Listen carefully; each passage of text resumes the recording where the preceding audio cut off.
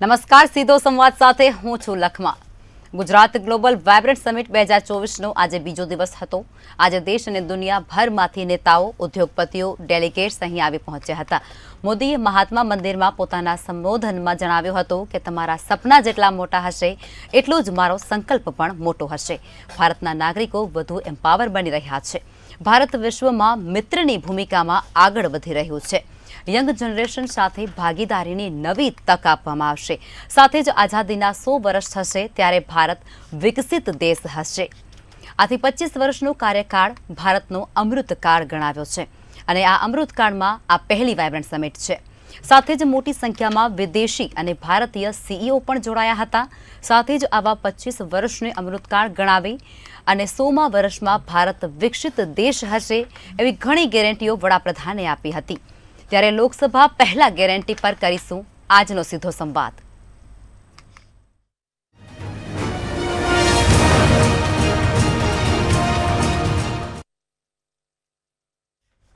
ચર્ચાની શરૂઆત કરીશું। ચર્ચામાં આપણી સાથે ભારતીય જનતા પાર્ટીમાંથી શૈલેષભાઈ પરમાર જોડાયા છે। શૈલેષભાઈ, શરૂઆત કરીએ અને આપ જણાવો કે આવનારા 25 વર્ષને ભારતનો અમૃતકાળ વડાપ્રધાને ગણાવ્યો છે। શું કહેશો આ મુદ્દે આપ? જો પ્રથમ તો જે પ્રકારે વાઇબ્રન્ટ સમિટ અને એમાં પણ દેશ વિદેશના 100 જેટલા પ્રતિનિધિઓ અને સોનાની સાંકળે બાંધીને લાવો તો પણ ન આવે એવા જે અગ્રગણી દેશ કહેવાય એવા દેશના વડાઓ, રાષ્ટ્રપતિઓ અહીંયા આવ્યા છે। એ ડ્યુ ટુ નરેન્દ્રભાઈ મોદી અને ડ્યુ ટુ ગુજરાતનું જે વાઇબ્રન્ટ સમિટ છે એ વાઇબ્રન્ટ સમિટના કારણે માનો કે ઉદ્યોગ તો ધમધમતા થશે પણ ઉદ્યોગની સાથે સાથે રોજગારી પણ એટલી જ મળશે। રોજગારીની સાથે સાથે માનો કે એગ્રીકલ્ચરમાં ટેકનોલોજીથી વિકાસ કરવો હોય, એગ્રીકલ્ચરનું એક્સપોર્ટ કરવું હોય, આત્મનિર્ભર ભારત થવું હોય। આજે જ વડાપ્રધાનશ્રીએ કહ્યું છે કે જે 5 ટ્રિલિયન ઇકોનોમી છે એમાં 1 ટ્રિલિયન ઇકોનોમી તો કૃષિની છે, પરંતુ જે વિશ્વમાં 10 દેશોમાં ભારતનું નામ આવી ગયું છે, પરંતુ આગામી દિવસોમાં 1 થી 3 નંબરમાં ભારતનું અર્થતંત્ર આવશે એવી એમણે કલ્પના કરી છે। એ કદાચ કોઈપણ પ્રકારનો ઉદ્યોગ હોય, એ નાણાકીય સેવાઓ હોય, હેલ્થ સેક્ટર હોય, મરીન હોય, સિરામિક હોય, ડિફેન્સ હોય, પ્રવાસન હોય, ઇલેક્ટ્રોનિક આઇટમ હોય, સેમિકન્ડક્ટર હોય, રિન્યુઅલ એનર્જી હોય, સોલાર હોય, મેન્યુફેક્ચરિંગ હોય, ઓટોમોબાઈલ હોય, આ તમામ બાબતોની સાથે સાથે એ petrochemical, textile, pharmaceutical, gems and jewellery અને જે એન્જિનિયરિંગ પાર્ટ છે, મેરીટાઈમ જે સેક્ટર છે એ તમામ સેક્ટરનો વિકાસ આજે આપણે જોઈ રહ્યા છીએ। અને ખાસ કરીને આઈટીનું હબ ગણાતું જે ગુજરાતનું ગિફ્ટ સિટી છે એનો પણ વિકાસ થશે। અને આજે 2 દિવસથી આપણે જોઈ રહ્યા છીએ કે દેશ વિદેશના મહેમાનો આપણા આંગણે આવી રહ્યા છે અને આપણે તો જે મહેમાનોને માન દલ ભરીને દીધા નહીં એ પ્રકારનું આપણું સંસ્કૃતિ છે કે મહેમાન આવે એને માન આપવાનું હોય છે। એ પ્રકારે આપણે મહેમાનોની મહેમાન ગતિ પણ સારી રીતે એમને માણવા મળશે અને સાથે સાથે આપણી સંસ્કૃતિને પણ જાળવા મળશે। ગઈકાલે જે રીતે રોડ શો હતો નરેન્દ્રભાઈ મોદી અને વિદેશના જે લોકોનો એમાં જ દેખાયું છે કે ક્યાંક ભારતની સંસ્કૃતિ, ગુજરાતની સંસ્કૃતિ એ ડોમ્સ બનાવેલા હતા અને છેક સુધી જે પ્રકારનું લાઇટિંગથી લઈ અને મહેમાનનું સ્વાગત કરાયું છે એ પણ ઉડીને આંખે વળગે એવું છે। 2007માં ગાંધીનગર અને ભારતમાં જે ગ્રીનફિલ્ડ ઇન્ટરનેશનલ ફાઇનાન્શિયલ સર્વિસ એટલે કે ગિફ્ટ સિટીની સ્થાપના થઈને ગિફ્ટ સિટીના કારણે પણ આઈટી ક્ષેત્રમાં એટલી જ રોજગારી મળી છે। રોજગારીના કારણે જેને કહેવાય કે આપણા જે યુવાનો છે એને ક્યાંક ને ક્યાંક સ્ટાર્ટઅપમાં પણ ફાયદો થાય છે, નવા ઉદ્યોગ કરવા હોય તો એમાં પણ ફાયદો થાય છે। અને આપણો જે જીએસડીપી જે આંક છે 2001 થી 2 એમાં 1.3 લાખ કરોડથી વધી અને આજે 13 ગણા વધી અને 22.61 લાખ કરોડ સુધી આપણું એ વધ્યું છે। એ પણ આપણે જોઈ રહ્યા છીએ। એટલે કહેવાનો મતલબ એમ છે કે માત્ર ને માત્ર ઉદ્યોગ નહીં પણ એગ્રીકલ્ચરમાં પણ એટલું જ આપણું ગ્રોથ વધે અને એમાંથી પણ રોજગારી મળે। એ કદાચ જો મેં પહેલાં પણ કહ્યું છે અને ફરીથી પણ કહી દઉં કે અત્યાર સુધીમાં જે કંપનીઓ આવી છે એ 2007થી લઈ અને છેક આજે 2024 છે ત્યાં સુધી નવી નવી કંપનીઓ આવી છે. એ કદાચ ઇંગરસોલ ઇન્ડિયા હોય, વર્લ્ડ હેરિટેજ હોય, એ આર્સેનોલ હોય, એ અદાણી હોય, એ અંબાણી હોય, એ ટાટા હોય, એ બાટા હોય, એ વંડર સિમેન્ટ હોય, હામી સિમેન્ટ હોય, મોરાઈ સિમેન્ટ હોય, આ તમામ બાબતમાં એમાં આઈટી ક્ષેત્રમાં જોવા જઈએ તો પ્રેકમ, ઉમાશ્રી, રાજહંસ ઇન્ડસ્ટ્રીયલ, ઘોરડા ઇન્ડસ્ટ્રી, જે ધરડા કેમિકલ છે, આ તમામ બાબતોમાં પણ આઈટી ક્ષેત્રની સાથે સાથે એનો પણ સમાવેશ થાય છે. અને તમામ બાબતે આપણે અગ્રેસર છીએ. ગુજરાત ડેવલપ સ્ટેટ બન્યું હોય તો એ વાઇબ્રન્ટના કારણે છે ને. આપણે વાઇબ્રન્ટ 2007થી કરીએ છીએ. અત્યાર સુધીમાં વાઇબ્રન્ટનું રોકાણ 1360 કરોડ જેટલું રોકાણ થયું છે ને હજુ વધારેમાં વધારે રોકાણ થઈ શકે એવું આયોજન આજે આપણી સરકાર, નરેન્દ્રભાઈ મોદીની સરકાર અને રાજ્યની સરકાર, ભૂપેન્દ્રભાઈ પટેલની સરકાર, ડબલ એન્જિનની જે સરકાર છે એમણે કાર્ય કર્યું છે. ને મને લાગે છે કે આગામી દિવસોમાં પણ આપણું જે ગ્રોથ એન્જિન બની રહ્યો છે એમાં પણ વધારો થશે. જી શૈલેષભાઈ, પરંતુ અહીંયા હું થોડું ઉમેરવા માંગીશ કે વર્ષોથી વાઇબ્રન્ટ સમિટ યોજાઈ રહી છે અને આટલા વર્ષો છતાં પણ એક બાબત હજુ પણ નથી બદલાઈ કે સ્થાનિકોને રોજગારી છે તે નિયમ મુજબ નથી મળી રહી. શું કહેશો આ મુદ્દે? મેં પહેલાં પણ કહ્યું છે કે રોજગારી દેવામાં જે વાઇબ્રન્ટ સમિટ છે એના કારણે તો વધુ છે. એ કદાચ માંડલ હોય, બેચરાજી હોય, એ સાણંદ હોય, કે એ વટવા હોય, કે એ સૌરાષ્ટ્રનું રાજકોટ હોય, કે સુરત હોય, કે બરોડા હોય, તમામ જગ્યાએ ક્યાંક ને ક્યાંક કંઈક ને કંઈક રોજગારી મળે એ પ્રકારની દિશામાં ચાલ્યા છે. મેં પહેલાં પણ કહ્યું કે જે એગ્રીકલ્ચર છે, ખાદ્યાન્નનું ઉત્પાદન 2002માં 23.48 લાખ MTથી વધી અને આજે 3.5 ગણું વધી ગયું છે અને 83.25 લાખ જેટલું આપણું ખાદ્યાન્નનું ઉત્પાદન થયું છે. આપણે જાણીએ છીએ આપણો દેશ 50 કરોડની વસ્તી હતી ત્યારે બહારથી અનાજ મગાવવું પડતું હતું. આજે 150 કરોડની વસ્તી છે તો આપણે બહાર અનાજ એક્સપોર્ટ પણ કરી શકીએ છીએ. એ દિશામાં ચાલીએ છીએ. ગુજરાતની અંદર 35 લાખથી વધારે જે ડેરી ક્ષેત્રમાં મહિલાઓ કામ કરી રહી છે. અને ગુજરાતનો ડેરી ઉદ્યોગ છે એ વિશ્વમાં નંબર 1 પણ છે અને એમાં પણ ડિજિટલ પેમેન્ટ થાય છે અને 29 થી 30 કરોડ રોજના ડિજિટલ પેમેન્ટથી બહેનોના ખાતામાં જાય છે. એ કામ પણ એ બધી વસ્તુ સ્વીકાર્ય છે, બધી વસ્તુ સ્વીકાર્ય છે, પણ રોજગારીનો મુદ્દો હજુ પણ યથાવત છે તેવું તમે નથી લાગતું તમને? કહું છું કે રોજગારી જે સરકારી રોજગારી છે એ 3.5% જ છે. બાકીની જે રોજગારી છે એ આડકતરી રોજગારી જ આવવાની છે બેન. જો લકમાબેન પહેલાં કહેતા હતા કે ભાઈ આપણે એગ્રીકલ્ચરમાં રોજગારી ઓછી છે તો અત્યારે એગ્રીકલ્ચર તરફ પણ વળ્યા છે. આપણે એગ્રીકલ્ચર એક્સપોર્ટ કરતા થયા છે.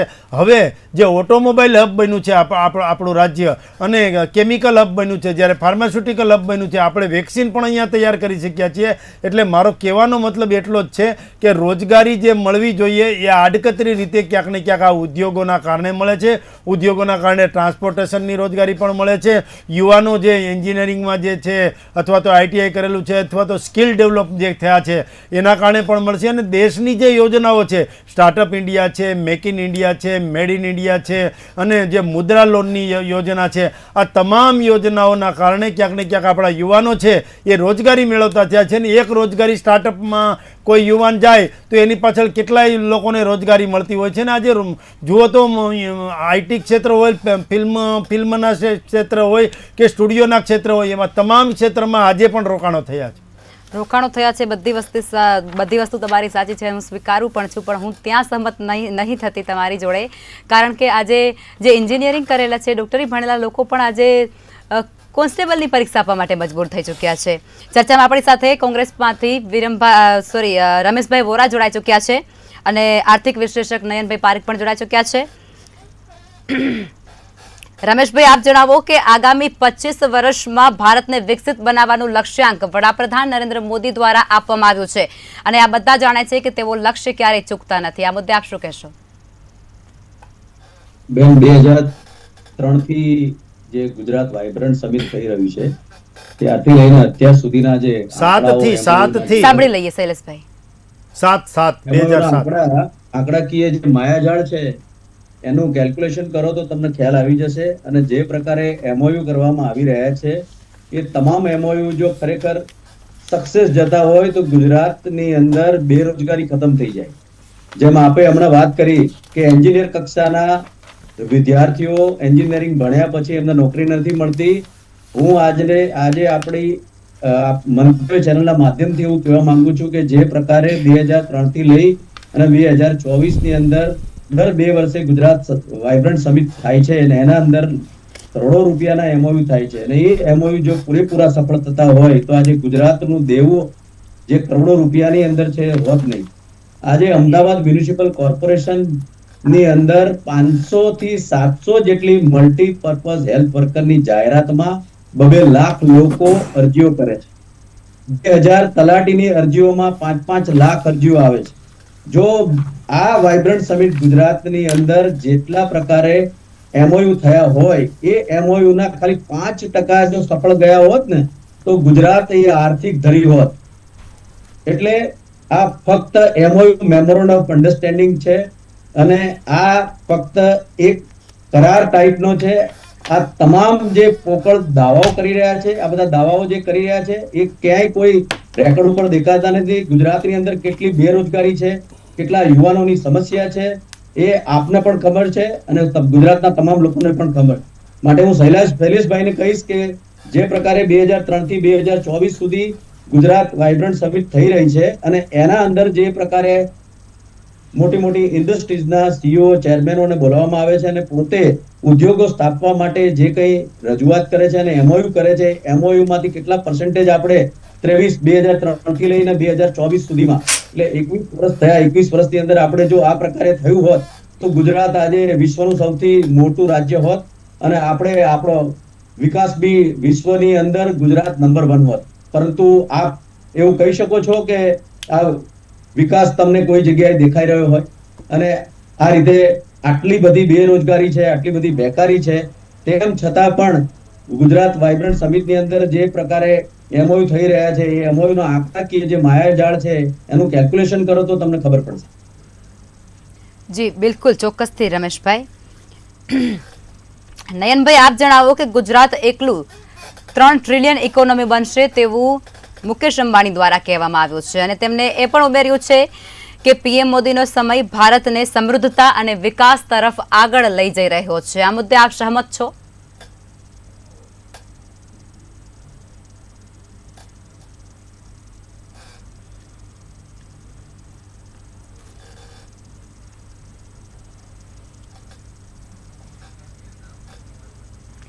નયનભાઈ, આપ જણાવશો કે ગુજરાત એકલું 3 ટ્રિલિયન ઇકોનોમી બનશે તેવું મુકેશ અંબાણી દ્વારા કહેવામાં આવી ચૂક્યું છે અને તેઓએ એવું પણ ઉમેર્યું છે કે પીએમ મોદીનો સમય છે તે ભારત માટે સમૃદ્ધતા અને વિકાસ તરફ આગળ વધી રહ્યું છે અને તેને લઈ જઈ રહ્યા છે.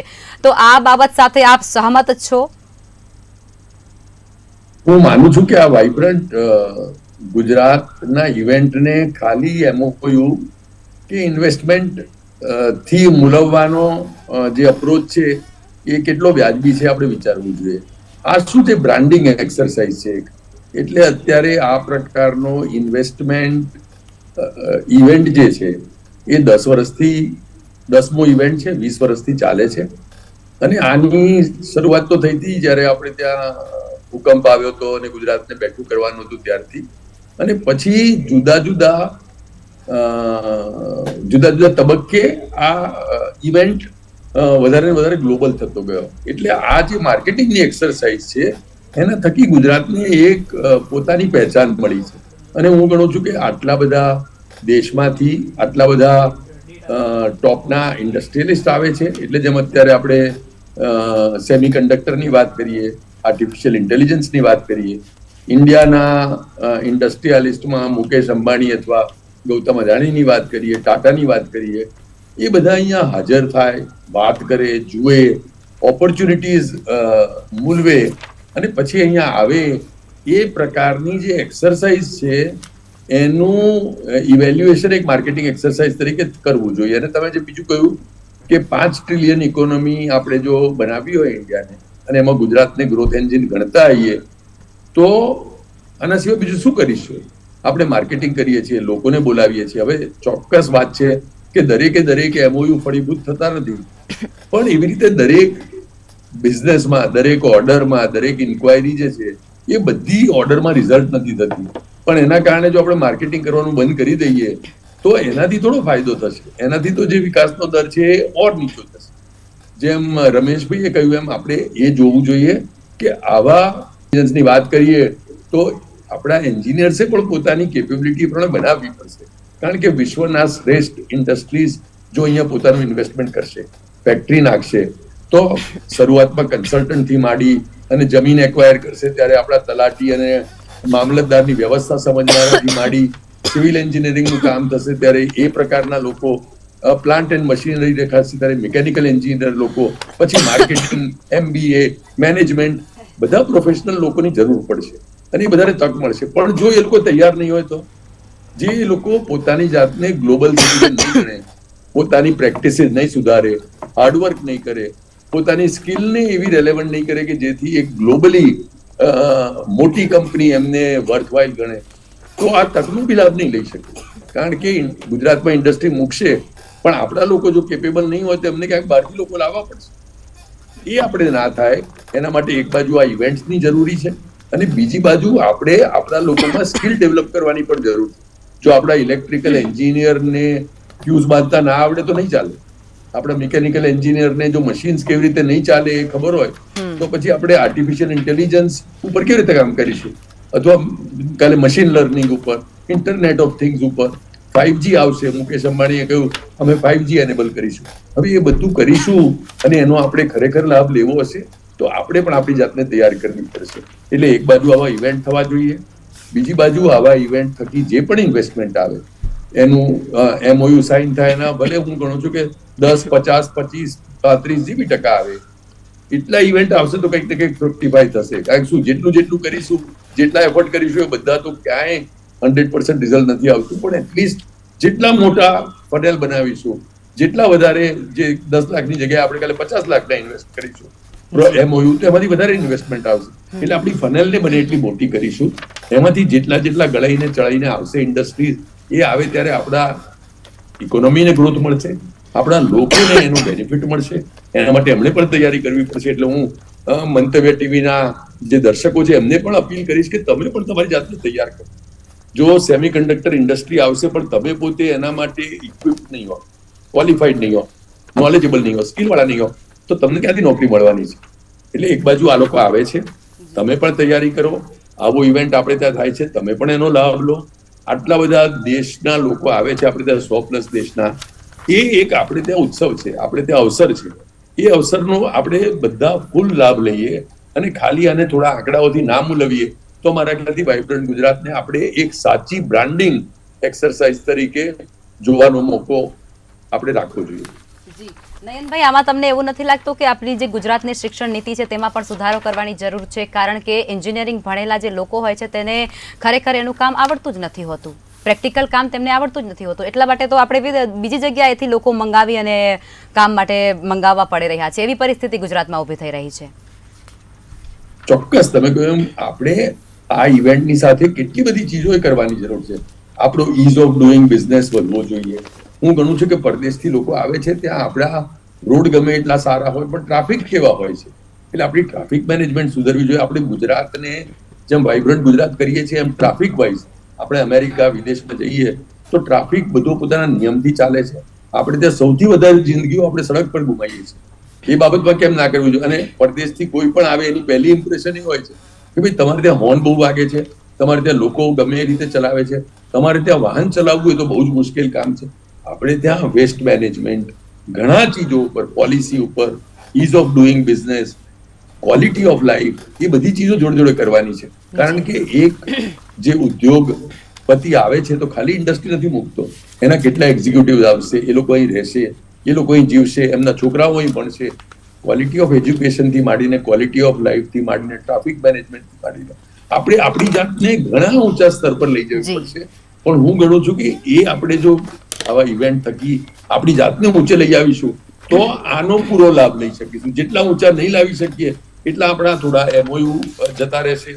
અમુક લોકો અહીંયા આવીને MOU સાઇન કરે પછી વિચારશે કે ભાઈ આમાં આટલી બધી પોલિસી, આટલી બધી ઇન્ફ્રાસ્ટ્રક્ચર આપણે ધારીએ છીએ એટલું નથી, તો એ પણ આપણે લઈ આવવું પડશે. પણ મારા હિસાબે એ સર્વાંગી જે આપણો વિકાસ થવો જોઈએ એના માટે આવા ઇવેન્ટ એક પુશનું કામ કરે. એક ધક્કો મારવાનું કામ કરે. જી, ચોક્કસ. જે કામ કદાચ વર્ષમાં થવાનું હોય એના કારણે બિલકુલ. આપણે ઉતાવળ કરીને 3 મહિનામાં કરી જી, દઈએ. એ ઇન્ડસ્ટ્રી આવે એ પોતાની ડિમાન્ડ કરશે, જી, એ ડિમાન્ડ આપણે ચોક્કસ. ફૂલફિલ કરીશું. એટલે મારા ખ્યાલથી એના કારણે જે એક પ્રેશર ઊભું થશે એ પ્રેશરમાં આખા રાજ્યનો વિકાસ થશે, જી, આપણી સમયનો ભાવ છે, સિસ્ટમનો રોકવા વિકાસ માંગીશ થશે, નયનભાઈ. ઇન્ફ્રાસ્ટ્રક્ચરનો વિકાસ થશે. જી જી શૈલેષભાઈ, આપ જણાવો કે વિપક્ષો દ્વારા એવા પ્રકારો અને એવા પ્રકારના આક્ષેપો કરવામાં આવી રહ્યા છે કે આજે વાઇબ્રન્ટો યોજાઈ રહી છે, આ સેમિનારો યોજાઈ રહ્યા છે, તેનાથી ફક્ત ઉદ્યોગપતિઓનો વિકાસ થશે, સામાન્ય જનતાનો નહીં. આ મુદ્દે આપ શું કહેશો? ઉદ્યોગો આવે તો ઉદ્યોગપતિઓને નકવાજી માત્ર ફાયદો થાય એવું તો આ નવું સૂત્ર આવ્યું, કોઈએ કીધું એ મને ખબર નથી, પણ આ કંઈક નવું જ સૂત્ર આવ્યું. કારણ કે ઉદ્યોગપતિ થોડા એકલા કંઈ કરી શકે. સ્થાનિક જ્યાં ઉદ્યોગ છે એ સ્થાનિક લોકોને તો ફાયદો થવાનો જ છે. આપણે 2001માં હમણાં આપ રોજગારીની વાત કરતા હતા એટલી જ મારે વાત કરવી છે કે 2001માં 7.13 લાખ એટલે 7,13,000 લોકોની રોજગારી મળતી હતી ઉદ્યોગોથી. આજે વાઇબ્રન્ટના કારણે 2019-20ના આંકડા હું આપું છું કે 20.69 લાખ એટલે 20,69,000 લોકોને રોજગારી મળી છે. મારે એ પણ ઉમેરવું છે કે 2024માં માત્ર જે 2024 પહેલાં જે એમઓયુ થયા એમાં 1360 કરોડનું રોકાણ એમઓયુ દ્વારા થયું. 6 એમઓયુ થયા હતા અને 3,000 લોકોને રોજગારી મળી. અને એ પણ ધરાતલ ઉપર છે. આપણે માંડલ અને બેચરાજી અને સાણંદને મેં હમણાં વાત કરી એ પ્રમાણે આપણે જોઈ જ શકીએ છીએ. એમાં એન્જિનિયરિંગ અને ટેક્સટાઇલ ક્ષેત્રે રોજગારી મળી હતી. હમણાં વાત કરતા હતા કે ગુજરાત છે એ gateway to future in engineering અને ઓટોમોબાઈલ એટલે આ ઓટોમોબાઈલનું અને એન્જિનિયરિંગનું હબ છે. 2000 ને જે માનો કે 7થી આપણે ગ્રોથ એન્જિન કેટલું વધ્યું છે ને કેટલું ઘટ્યું છે ને સરવાળા માનીએ તો અદાણી અંબાણી એણે તો 300 ને 500 કરોડનું રોકાણ તો કર્યું જ છે, પણ સાથે સાથે ટાટા મોટર્સ એણે 5,050 કરોડનું રોકાણ કર્યું સાણંદમાં ઓટોમોબાઈલમાં. એ રોકાણ અત્યારે આપણને દેખાય છે. સુઝુકી આપણા ગુજરાતમાં છે, આપણે વાઇબ્રન્ટના કારણે લાવી શક્યા. સુઝુકીએ 6,521 કરોડનું રોકાણ કર્યું માંડલ અને બેચરાજીમાં. એ પછી આગળ જોવા જઈએ તો હોન્ડાએ 570 કરોડનું મહેસાણામાં રોકાણ કર્યું. એ પછી વેલ્સપન છે એણે 125 કરોડનું રોકાણ કર્યું અને મુન્દ્રા જે છે એણે 2,100 કરોડનું મુન્દ્રામાં રોકાણ કર્યું અને ટોરન્ટ ફાર્મા જે છે એણે 1,000 કરોડનું રોકાણ કર્યું. જ્યારે MRF જે છે એમણે 900 કરોડનું ભરૂચમાં રોકાણ કર્યું. આ રોકાણ જે આવ્યું છે એના કારણે તો રોજગારી મળે છે. અને રોજગારી જે માનો કે વીજ ઉત્પાદન જે ક્ષેત્ર છે તો આજે ગુજરાતને સરપ્લસ રાજ્ય કેમ કહેવામાં આવે છે? ગુજરાતમાં વીજ ઉત્પાદન સ્થાપિત 2002માં 8,750 મેગાવોટથી વધીને 5 ગણો આજે વધી ગયો છે અને 2023માં 48,500 મેગાવોટ 48,500 મેગાવોટ આપણે સોલાર પાવર હોય, એ વિન્ડ પાવર હોય કે એ ગેસ આધારિત ઇન્ડસ્ટ્રીઝ હોય કે એ લિગ્નાઇટ હોય, એ તમામ આધારે કે એ કદાચ ડેમ આધારિત વીજળી હોય, એ બધી વીજળી ગણીએ તો 48,500 મેગાવોટ વીજળી આપણને મળી રહી છે. કચ્છમાં 30,000 મેગાવોટનું આપણે એક સાથે સોલાર પ્લાન્ટ નાખેલા છે, એ પણ આપણને ખબર છે. એજ્યુકેશન ક્ષેત્રમાં પણ એટલા જ એમઓયુ થયા છે. 2002માં જે યુનિવર્સિટીઓ હતી એ 21 જ હતી. આજે 2023માં યુનિવર્સિટીઓ વધીને 108 થઈ છે.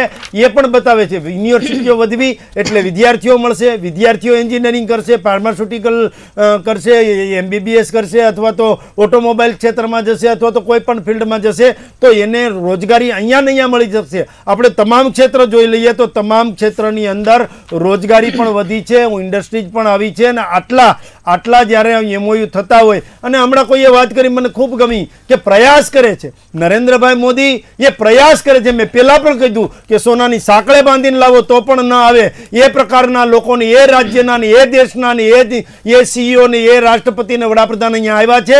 એ આપણું સૌભાગ્ય છે. આપણે યજમાન બન્યા છીએ. નરેન્દ્રભાઈ મોદીએ વૈશ્વિક કક્ષાએ જ્યારે ભારત દેશનો ડંકો વગાડ્યો છે એનું આ પરિણામ છે. અને ગુજરાતમાં વાઇબ્રન્ટ સમિટ યોજાય છે એનું આ પરિણામ છે. બધું જ જોઈએ, એગ્રીકલ્ચર પણ જોઈએ, ઉદ્યોગ પણ જોઈએ, રોજગારી પણ જોઈએ, ફાર્માસ્યુટિકલ પણ જોઈએ, ઓટોમોબાઈલ પણ જોઈએ, બધું જ જોઈએ. તો જ વિકાસ થાય ને તો જ રોજગારી મળે.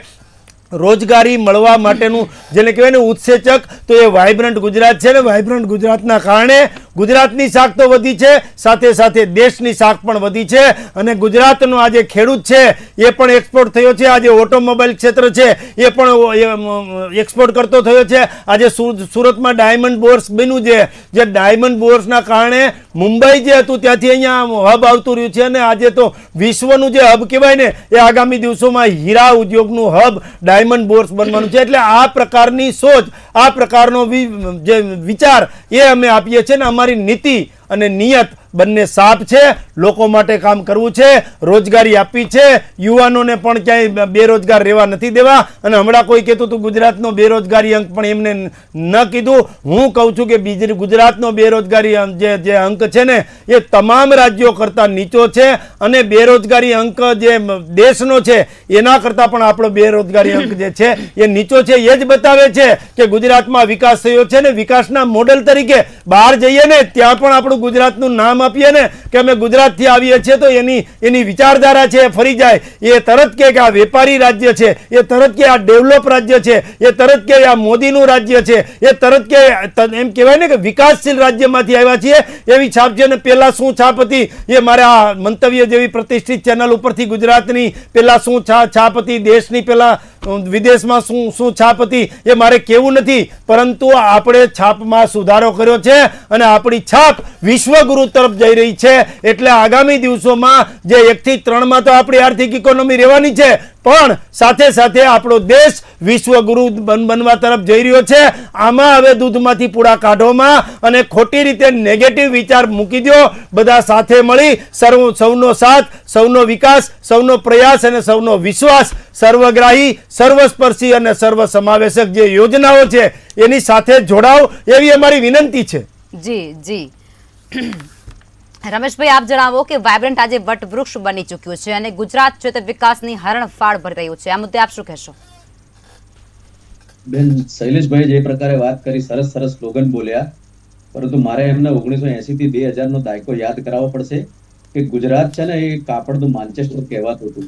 ગુજરાત રાજ્યની અંદર આવેલ ઇન્ડસ્ટ્રીઝ જે કાપડની હતી ને ત્યાંથી વોલમાર્ટ, જેસીપી ની ગેપ્સ જેવા મોટા અમેરિકાની અંદર, બીજી કન્ટ્રીની અંદર જે બધા બાયર્સ છે ને એ ઇન્ડિયામાંથી ગુજરાતમાં કપડું પ્રિન્ટ કરાવવા આવતા હતા અને લાખો કરોડો મીટર કપડું પ્રિન્ટ થઈને વિદેશમાં જતું હતું. આ 1980 થી 2000 ને દાયકાની વાત છે.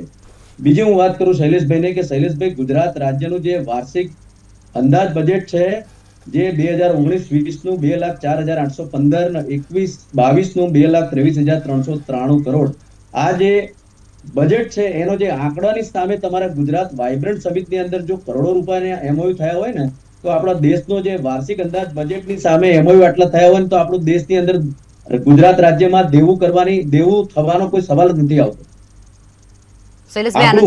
અંદાજ બજેટ છે જે ઉદ્યોગો આવે છે અને જે એમઓયુ થયા છે ને એ કરોડોના થયા છે. એ કોઈ સરકાર નથી કરતી, એ એમઓયુ કરે છે, એ કંપનીઓ કરે છે અને લોકોને રોજગારી મળે છે. હજુ પેલા પણ કહ્યું કે તમે એમ કહો છો કાપડ ઉદ્યોગ, આજે સુરતનો કાપડ ઉદ્યોગ છે એ વિશ્વમાં નંબર 1 છે, એ પણ આપણને ખબર છે. એટલે કહેવાનો મતલબ એટલો જ છે કે અમે જે કર્યું છે એ અમારો પ્રયાસ સારો છે અને એ પ્રયાસમાં અમે સફળ થયા છીએ. એટલે જ આટલું ચમક છે, એટલે જ ગુજરાતનું નામ દેશ વિદેશમાં ગુમ્યું છે ને ગુજરાતના કારણે દેશનું નામ પણ રોશન થયું છે. એ પણ જોવું જોઈએ. માત્ર ને માત્ર તમારે એમ કેવું કે ઉદ્યોગો માનો કે નહીં, ટાટા મોટર્સ આવ્યું તો ટાટા મોટર્સ કઈ ગુજરાત સરકારનું નથી, એમાંથી નફો થાય એ ગુજરાત સરકારમાં નથી જતો. સાંભળો, તમે પેલા તમે પૂછો તો સાંભળવાની તૈયારી રાખો. ટાટા મોટર્સ એનો નફો માનો કે ફાર્માસ્યુટિકલ આવી છે, ઝાયડસ આવી છે, સમયનો અભાવ છે, સરકારમાં નથી જતો. સમયનો અભાવ છે, બધાને રોકવા લોકોને, યુવાનોને શૈલેષભાઈ, રમેશભાઈ, સમયનો અભાવ છે, બધાને રોકવા માંગે અને આપણો જીડીપી ગ્રોથ છે શૈલેષભાઈ, કમાવાની વાત નથી. શૈલેષભાઈ, રમેશભાઈ અને નયનભાઈ અમારી સાથે જોડાયા તે બદલ ધન્યવાદ. કોઈ વાતમાં તમે નેગેટિવ ના બોલે એવું બને જ નહીં. અને કોંગ્રેસ આવું નેગેટિવ બોલે છે ને એટલે પંચાયત થી પાર્લામેન્ટ સુધી ગાંધીનગર ખાતે આયોજિત ગાંધીનગર ખાતે આયોજિત વાયબ્રન્ટ ગ્લોબલ સમિટનો આજે બીજો દિવસ હતો, જેમાં વડાપ્રધાન દ્વારા અનેક ગેરંટીઓ આપવામાં આવી છે. અને અવારનવાર આવનારા 25 વર્ષને અમૃતકાળ ગણાવવામાં આવ્યા છે. સાથે જ અનેક MOU કરવામાં આવ્યા છે.